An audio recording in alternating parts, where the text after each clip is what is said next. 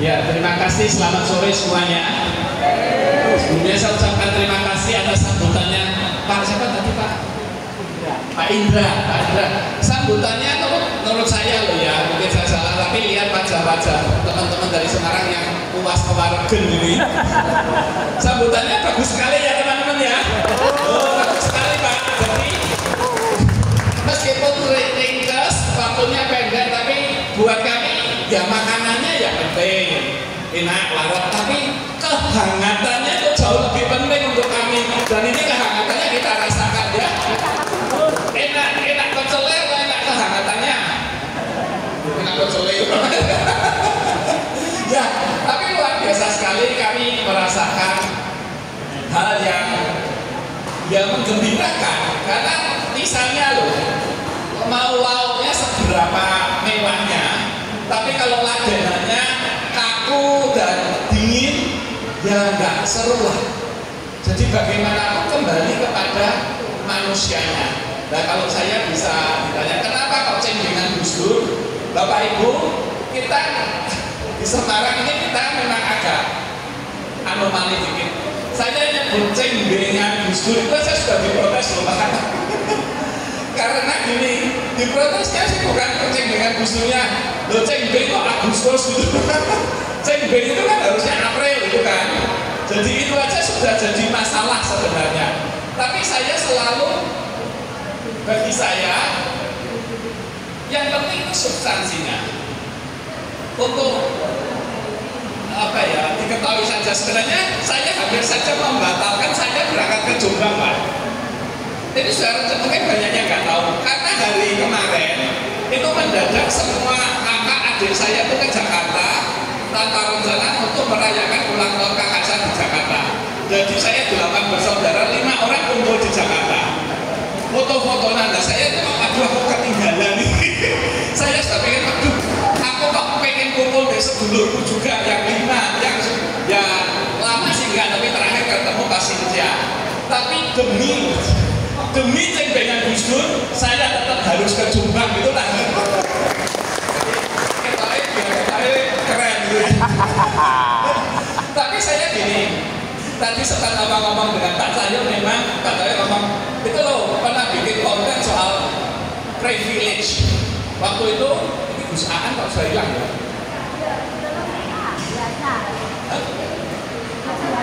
Oh sudah ya, nggak apa-apa. Kemarin saya ikut talk show, kebetulan saya dengerin Mas Edi Poliludin juga intelektual muslim kayak Gus Kodir ini yang menyelenggarakan dari Uin Wali Songo. Ada kata-kata yang buat saya cukup menarik, yaitu Gus Dur itu punya privilege luar biasa. Cucu langsung dari Hasyim Asy'ari, anak langsung dari Pak bin Hasyim, Menteri Agama pertama, juga Ketua Umum PBNU, organisasi Islam mungkin yang terbesar atau salah satu yang terbesar di Indonesia. Tapi apa yang dilakukan Gus Dur itu kadang cukup kontroversi dan dalam tanda petik mungkin membahayakan privilege-nya dia. Sampai di dalamnya saja terjadi pertentangan. Kemarin jujur kita waktu ke museum ruangannya Gus Dur, ditunjukkan semua bendera yang pernah dikunjungi Gus Dur. Terus kayak museumnya ngomong, tapi ada satu bendera yang nggak kita pasang tadi rame, bendera Israel. Gus Dur itu berani dengan Islamnya, berani melakukan hal yang dia anggap benar. Slogannya maju tak gentar, membela yang benar itu dijalani dengan sungguh-sungguh loh, tanpa memikir privilege-nya apa. Nah, saya memang dalam melaksanakan ini kadang ya agak gimana ya, saya sebagai Tionghoa dan saya dianggap cukup totok karena papa saya masih ngomong Mandarin, saya masih dapat Mandarin dikit-dikit, tapi saya itu kadang berani mengambil perubahan yang sesuai substansi asal intinya kemanusiaan itulah. Makanya cenggengan Gus Dur lah, Gus Aan, nggak perlu ditambahkan. Udah oke. Apa? Sampai lali aku nggak bisa.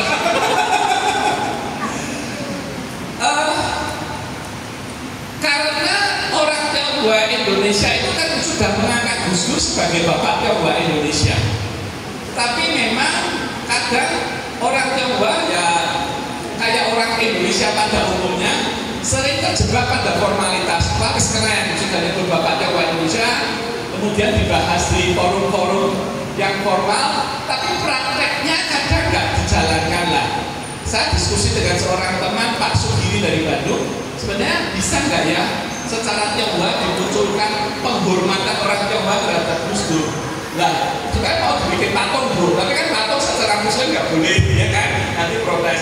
Nah, kemudian muncul cincin itu papan arwah gitu. Kalau cuma papan ada tulisan nama nggak masalah. Nah, kemudian kita konsultasikan ke Bu Sinta Nuria, setuju. Tapi Bu Sinta Nuria minta kita rembukan dengan Gus Dur sebagai sahabat keluarga. Itu kita jalani, kita bawa prototip cincinnya ke Rembang untuk konsultasi dengan Gus Dur. Bentuknya awalnya atap kubah Masjid Tembung. Sampai di Rembang Gus Dur sama Pak, kalau Gus Dur senangnya yang membumi Indonesia, atapnya ganti aja atap seperti Masjid Agung Demak, yaitu 3 susun, iman, isan, Islam kalau nggak salah. Pinter kan Mas? Ya tepuk tangan Mas.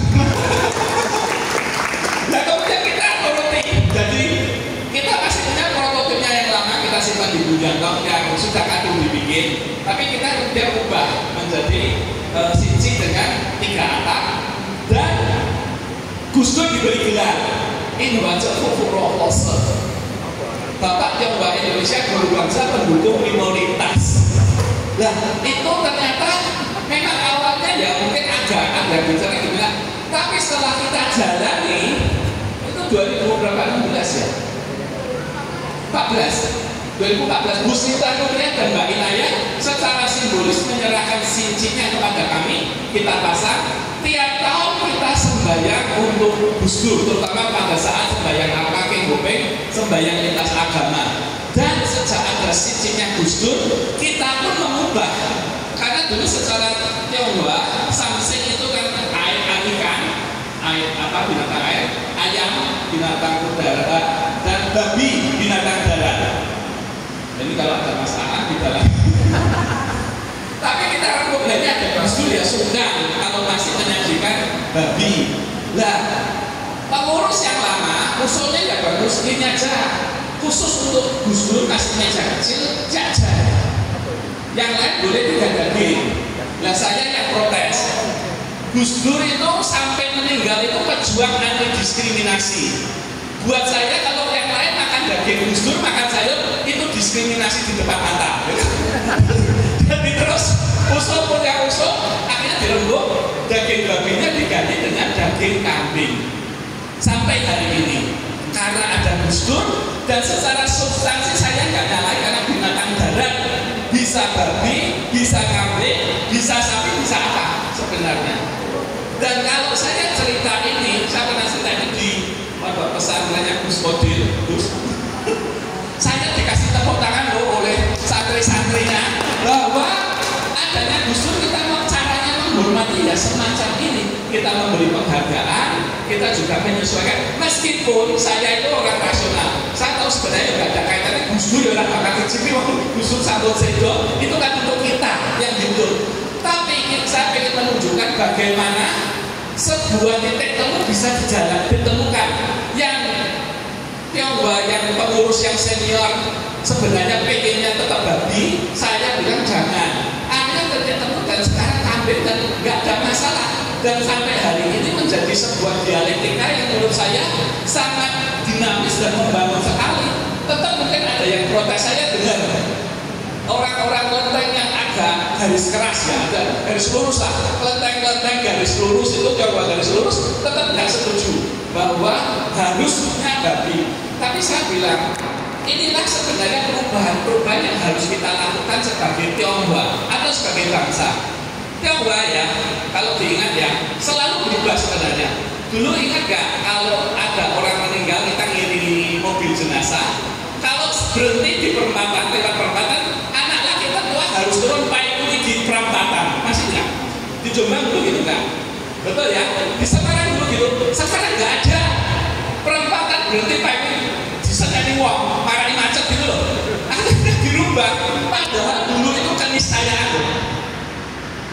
bajunya orang meninggal dulu itu ada kodenya. Kain yang apa? Kain katun apa? Baju jahit terbalik, kemudian simbolnya ini urutannya kayak tangan menteri loh. Yang mantu mana, anak dalam mana, cucu dalam mana, cucu luar mana, ada kode warnanya semua. Sekarang nggak ada, putih yang sama. Artinya perubahan itu terjadi. Untuk apa? Untuk kebaikan. Nggak usah yang ribet itu. Yang penting bagaimana substansinya bisa tetap dijaga. Cengbengan Gus Dur ini yang di luar dugaan. Memang kita juga senang kita bisa ziarah ke makam Gus Dur, bisa berdoa. Tapi yang saya dapatkan, berarti kebetulan ada Pak Johan dari Kristen, ada Gus Saifullah dari Ahmadiyah, kemudian ada Gus Qadir dari pemimpin Pondok, ada Gus Durian, ada yang muda. Yang terjadi sebenarnya dialog di dalam bis, dialog di kamar-kamar, dialog di dapur itu jauh lebih penting daripada peristiwa formalnya yang terjadi. Dialog dengan orang-orang di pasar, di makam, dialog saja dengan tukang parkir waktu nungguin bis itu sangat penting sekali. Kadang kita terjebak, wah yang penting formalnya ya oke, di formalnya kita jaga, kita berdoa dengan khidmat di makamnya Gus Dur. Tapi yang informalnya jangan sampai dilupakan. Makan kikil kemarin di warung merah, wah senang sekali setelah makan kikil Bu, kita nyanyi bareng-bareng Jalal Waton Bu. Di tepuk tangan. Bapak Ibu tahu lagu Jalal Waton nggak? Yang penting. Lah, sekarang di kelenteng Bujo itu kelihatannya lagu wajib loh. Lagu wajib. Apakah itu salah? Enggak. Coba didengarkan liriknya sangat nasionalis sekali. Meskipun itu lagu wajibnya Banser ya kan, tapi liriknya itu sangat nasionalis sekali. Inilah yang menurut saya sebagai ketua ini, makanya saya berani mengadakan cengbengan Gus Dur meskipun di bulan Agustus, karena saya bilang ini ada yakto, makanya saya berani bilang cengbeng itu kan jingling, bahasa Mandainya jingling. Jingling itu apa? Terang dan bersih. Artinya memang bukan di Tiongkok itu bisanya cengbengan ya setelah musim winter selesai, saat mulai musim semi misalnya jingling, terang dan bersih. Lah di Indonesia terang dan bersihnya tuh April sampai Oktober, ya kan? Artinya dan substansi dari cengbengan adalah ziarah, kita menghormati dan kita berdoa. Tapi sekali lagi saya juga boleh mengkritisi, sebenarnya saya termasuk masih berdoa. Saya kalau di depan papa di bom, saya pasti taikui masih ada. Tapi saya bilang sama teman-teman dan anak, sebenarnya doakan papa mama saya mantap itu ya penting-penting ya. Tapi yang penting saya harus cerita ke anak cucu dan mantu saya, siapa papa saya, apa yang dilakukan. Orangnya sederhana, kerja keras, terus juga dia tangannya sering membantu. Koyunas tanpa umulinas itu dijalankan dengan baik sekali. Itulah menurut saya yang penting dari cengbengan. Bagaimana nilai-nilai yang pegang, yang diteladankan oleh leluhur kita ditularkan ke yang masih hidup. Menyembayangi yang sudah meninggal ya mungkin ada manfaatnya yang percaya sekali. Tapi saya lebih percaya nilainya ditularkan pada yang masih hidup. Makanya saya kemarin juga ngomong dengan rombongan cengbengan Gus Dur. Yang penting pulang dari ziarah, kalian kita semua harus jadi Gus Dur kecil di lingkungan masing-masing. Harus ziarah ini ada manfaatnya. Kalau cuma sembahyang di foto keren ya, aku sembahyang Gus Dur itu ya, nggak ada manfaatnya sebenarnya. Tapi di tempat kerjamu bisa nggak kamu tunjukkan toleransi, tunjukkan keharmonisan. Saya kasih tahu, ini saja dulu dipesan papa saya nggak aja mungkin ada coba kasih tahu. Dulu papa saya kalau pesan apa? Nak kerja, nak punya perusahaan, jangan ambil karyawan anak polisi dan abdi, mana enggak? Dipesan gitu kan, bagaimana? Dipesan karena apa? Kalau anaknya polisi dan abdi, kalau dia bermasalah, kita kasih saksi, bapaknya saya abdi tetap. Repot kita kalau dia uang, zaman orde baru. Ya kan? Itu betul, tapi sekarang sudah dekat zamannya. Di tempat saya anaknya abdi dan polisi ada semua, kerjanya yang benar. Ya karena saya ngasih sanksi 2 dulure teko ya pernah. Tapi saya aku bilang, Bapak nggak ada kaitannya, jangan ngomong soal kerjaan. Kalau mau diskusi lainnya saya layani. Jadi kita pun juga harus berani untuk melakukan perubahan-perubahan. Kemudian juga dulu bagian keuangan kudu nyawan. Betul kan? Itu kita diskriminatif loh. Mau diakui atau tidak? Salah nggak? Enggak. Karena itu defensif kita. Tapi sekarang di kantor saya yang korupsi bukan hanya yang menonjol korupsi kok. Sama kok. Nah inilah yang harus kita terima, kita lihat kompetensinya masing-masing. Kita harus mengakui bahwa pada saat terjadi order di zaman orde baru, kita didiskriminasi, Tionghoa didiskriminasi, Tionghoa itu juga mendiskriminasi loh. Mau diakui atau tidak? Tapi itu nggak salah, itu defensifnya orang Tionghoa begitu. Orang Tionghoa disuruh ganti nama loh, ganti nama Indonesia loh, ganti namanya aneh-aneh. Kasno Diwo di Ponegoro ya, ada yang tahu? Bekas Dino. Dan di Jawa, mergo dipaksa negara. Itu defensifnya orang Tionghoa loh. Dia guyonan sakarnya. Jadi Bapak Ibu memang Indonesia ini kan negara yang sangat majemuk sekali. Mau tidak mau, dan ini tidak mudah. Jangankan Indonesia yang baru berumur nanti berapa tahun ini? 80 tahun. Amerika itu umur berapa?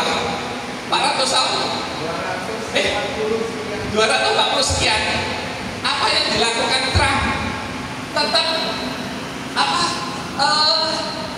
Namanya white supremacy-nya tetap diangkat loh. Diskriminatif loh. Trump itu yang hari ini itu diskriminatif loh. Menggunakan jargon-jargon politik identitas loh. Dan ini yang harus disadari. Kalau kita sebagai Tionghoa ya, saya selalu ngomong. Kemarin di Jakarta, saya bedah buku yang nulis orang Tionghoa Indonesia di Belanda. Soal orang Tionghoa Indonesia di Belanda itu minoritas. Nah saya bilang memang minoritas di mana saja, di mana saja. 2 kali harus senyum lebih banyak, 2 kali harus bantu lebih banyak itu di mana-mana. Di Singapura orang Malaynya juga gitu Pak, orang Indianya juga gitu Pak. Nggak bisa kan? Di Uganda orang India itu kayak orang Chinese di Indonesia. Mereka yang sebagai penggerak ekonominya negara Uganda, negaranya Idi Amin. Itu juga demikian. Yang pada ngalami kayak Tionghoa di Indonesia. Waktu Idi Amin, orang India itu diusir, dijarah sama. Tapi kemudian ekonomi Uganda jatuh. Kemudian dipegang lagi orang Indianya. Nah, Bapak Ibu kita di Indonesia ini, terutama Tionghoa, karena ini ngomong di Kelenteng, saya senang bahwa saya bisa melakukan hal-hal begini. Meskipun awalnya dianggap aneh, tapi setelah berjalan sejak tahun 2014 sampai hari ini, ya mulai orang bisa ngikutin dan bisa mulai mengapresiasi apa yang kita lakukan. Dan yang penting juga, hal-hal semacam ini bukan eventnya, bukan logosnya, tapi manusia-manusia yang kita jumpai. Kalau saya nggak ada acara dengan Gus Dur, saya nggak mungkin ketemu dengan Ibu Fatah loh, ya kan? Ya kan? Kalian nggak mungkin ketemu dengan Mbak Emma loh, ya kan? Nggak mungkin ketemu dengan pengurus Kelenteng Jombang aja, belum tentu ketemu. Kalau saya nggak ada dengan Gus Dur, saya ini kalau Kelenteng mungkin lain dengan Pak Limawan teman saya, dia ikut jubyo, saya jarang ikut jubyo. Tapi dengan ini saya bisa bawa teman-teman lain yang mestinya mereka juga nggak pernah bakal ke Jombang untuk ikut acara begini. Kayak Pak Jombang ini, karena acara ini jadi tahu kok kayak gini kok, seneng nggak Pak? Yang luar biasa Pak Saifullah dari Ahmadiyah, Pak Andre, semuanya, jenengan juga ya berdua ya, seneng semua toh? Seneng nggak? Ya, seneng. Tapi mereka senang. Jadi inilah apa? Jangan takut untuk membuat perubahan demi kebaikan, demi hal yang benar. Karena ini yang kita lakukan semua substansinya kemanusiaan. Gitu. Ya itu dulu Pak Cahyo, kalau saya disuruh nanti terlalu panjang. Dan ini buat saya Saya biasa terima kasih atas keramahan, kehangatan dari semuanya, dari forum masyarakat juga ya. Komunitas Tionghoa Jombang. Komunitas Tionghoa Jombang. Komunitas Tionghoa Jombang juga. Siapapun yang menurut saya di sini, saya pengen garis bawahi, event itu penting, punya tempat itu penting, tapi yang penting adalah ada orang-orang yang bisa jadi jembatan. Karena orang ini yang bisa menggerakkan untuk bergerak menjamin silaturahmi gitu lah. Ada Gus Aan misalnya, ada Bu Fatah misalnya, ada Mbak Ema. Saya ketemu mereka semua rasanya ini memang gus-gus semua. Andai kata semua mau berpikir dengan demikian dan bertindak demikian, menurut saya yang kita inginkan perubahan ya mungkin nggak bisa secepat yang kita inginkan, tapi bibit ini tidak boleh hilang. Ketinggalan Pak Har. Gitu Pak Cahyo. Pak Har. Ya. Kita sudah ngadakan haul Gusdur loh. Oh ya, kita juga mengadakan haul Gusdur ya. Tiap tahun juga haul Gusdur. Dan kita itu mendatangkan kikil Jombang yang dari Warung Merah ke Semarang untuk sembayangan. Nah ini ya kita rada nakal sih. Kita tahu Gusdur nggak mungkin dicintai. Sing doyan ini Pak Kurusin. Ya silakan. Ya, terima kasih banyak Pak Haryanto. Teman-teman dari Jombang, apa mungkin ada yang mau masih ada waktu Pak Haryanto?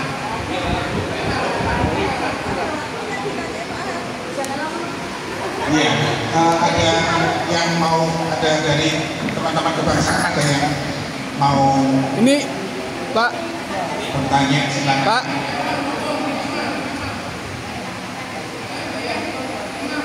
Yang Ibu dulu aja. Sini.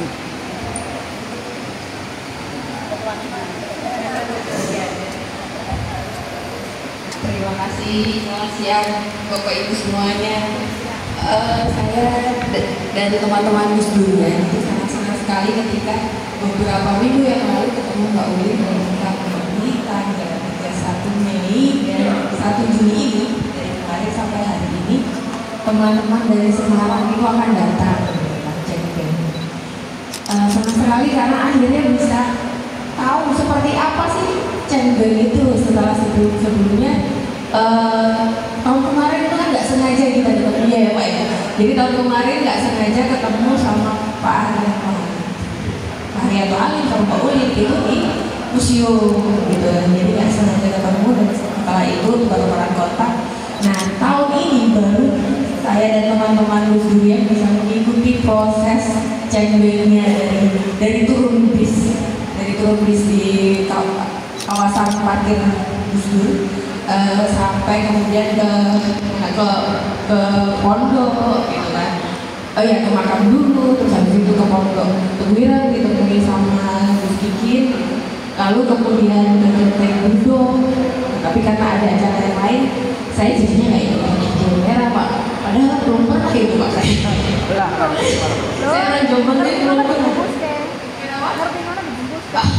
Enggak apa-apa Mbak, terima kasih. Deket kok, nanti tak sana sendiri. Nanti kalau ke sana tak kirimin fotonya ya Mbak. Nah, dan pagi ini bisa ketemu lagi di Kelenteng Jombang. Kalau tadi pagi ditawarin sebenarnya sama Mbak Uli, ikut enggak pagi-pagi? Aduh pagi masih saya jam berapa?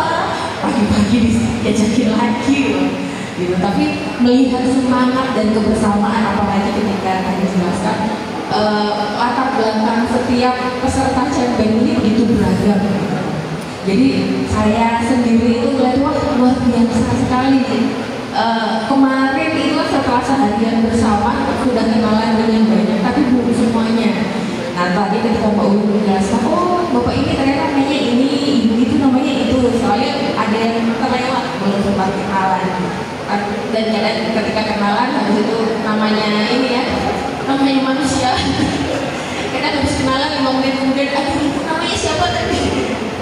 Gitu. Tapi yang jelas kami semua yang di Jombang itu sangat senang sekali menyambut kawan-kawan dari Semarang. Bagaimana juga semangat yang ditularkannya, gitu kan. Biarpun berbeda, berbeda-beda, tetapi kita semua punya semangat yang sama bahwa kita ingin mewujudkan kebersamaan ingin meneruskan nilai-nilai yang diperjuangkan oleh Gus Dur, yang sudah diterangkan oleh Gus Dur. Apalagi juga sama ketika di sini sama teman-teman Klaten Jombang, teman-teman inti, ini penggerak aktivis seniornya Jombang itu juga begitu banyak yang hadir di sini. Gitu. Jadi sangat senang sekali. Ini kalau saya tahu depan saya tambah lagi ya Pak nih. Semoga bisa ikut semua proses ini, bahkan bisa ikut minum, harapannya begitu. Gitu. Jadi semoga kedepannya makin lancar dan apa yang kita cita-citakan bersama bisa segera terwujud, bisa selalu kita lawan bersama kebersamaan ini. Begitu dari saya. Terima kasih. Selamat siang. Terima kasih Mbak Ira. Jangan bosan untuk diri saya. Makanya harus tahun depan ya. Oh enggak, dia tangan dulu. Tak difoto. Oh minta difoto bareng. Oh ya, sambil bicara ya. Assalamualaikum warahmatullahi wabarakatuh. Yang kami hormati Bapak Hari, bukan Pak Bun. Ya, terus terang, saya itu selama ini cuma mengikuti penjaringan itu dari media sosial ya. Yang menjadi kekaguman saya, Masya Allah, Anda itu lebih kami yang muslim. Maksudnya itu dari segi pendidikan itu bicara, itu seakan-akan itu mengandung nasihat satu persatu. Nah, ketika kontak penjaringan itu kami terima, itu sering dibagikan di berbagai grup. Yang menjadi pertanyaan saya, penjaringan pernah sudah lama berapa tahun, dan anak saya itu mau di sana saya kalah dengan penjaringan. Terima kasih. Ya makasih. Ya Bu Fata, malah atau yang menarik saya tuh belum pernah ketemu Gus Dur. Belum pernah. Tapi saya waktu Gus Dur gerah di tahun 2009 pertengahan tahun, saya itu diajak teman-teman dari Kelenteng Aksi rapat dengan PBNU Jawa Tengah untuk merancang acara doa untuk Gus Dur. Nah, sejak saat itu saya mulai agak fokus dan setelah itu mengikuti sepak terjang Gus Dur memang malah sudah dengar-dengar tapi belum begitu jelas. Tapi artinya apa sebenarnya? Kadang memang nggak usah bertemu muka Pak. Kita mendengar dan merasakan kiprah dan sepak terjangnya aja kita bisa mudah ya. Tadi saya katakan Pak Gus Dur itu ya orang boneka ya, kadang saya lihat begitu dia sebagai cucu dari NU dan ketua PBNU berani melakukan gerakan melindungi anak dia, melindungi Tionghoa. Itu kan gerakan-gerakan yang tidak populer tapi berani dilakukan. Nah itu saya jadi terinspirasi lah, terinspirasi. Kalau engkau berbuat baik, orang-orang tidak akan tanya apa agamamu gitulah, apa sukumu sebenarnya. Nah itu yang harus kita jalankan. Bahasa yang terbaik di dunia ini bukan bahasa Inggris, bukan bahasa Mandarin, bukan bahasa Arab, bukan bahasa Indonesia, tapi bahasa Cinta. Bahasa hati, bahasa kemanusiaan, bahasa kebaikan. Mencintai itu kata kerja, dicintai itu kata sifat. Cinta bukan kata benda, karena cinta adalah kata hati.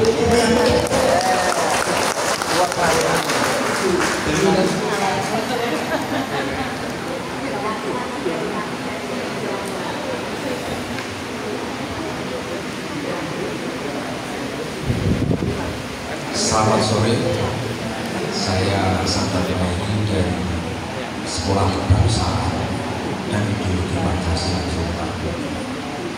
Sekolah ini memang pendekatannya adalah andragogi pendidikan Indonesia yang diinisiasi oleh tokoh-tokoh Tionghoa. Ada Boyusya dari salah satu penggerak dari Sekolah Kebangsaan. Lalu gini Pak, saya mungkin karena di Semarang itu kan gerakannya lebih kosmopolit, isu-isu kebangsaan dan lebih kosmopolit daripada Jawa. Di Jawa mungkin desa-desa Semarang lebih kosmopolit dari beberapa aliran-aliran dan dari kelompok-kelompok itu lebih kosmopolit. Nah memang hujan. sekarang yang kami tekuni ini kan soal kesejahteraan, isu-isu kesejahteraan. Nah, terima kasih bahwa terutama terkait peristiwa itu mewarnai kesejahteraan Republik bangsa ini. Mulai dari berdirinya Republik ini sampai sekarang. Nah, selama 80 tahun kebangsaan kenegaraan kita itu tidak lebih malah tidak dewasa, tapi malah semakin kita kembali kepada awal-awal kebangsaan kita. Sekarang isu kesejahteraan di pemerintah sekarang, isu kesejahteraan itu kan sampai dibuat sistem pendidikan SR misalkan. SR itu sistem pendidikan untuk secara outcome dan goalnya adalah bagaimana kesejahteraan rakyat. Jadi kembali lagi ke awal kita berdiri bangsa ini. Lalu dengan sistem pendidikan yang secara filosofi, pendidikan itu kan arahnya mental, arahnya kan mental. Kalau dalam pemerintahan kemarin isu-isu kesejahteraan itu adalah ranahnya intelektual, skill, bagaimana terampil, bagaimana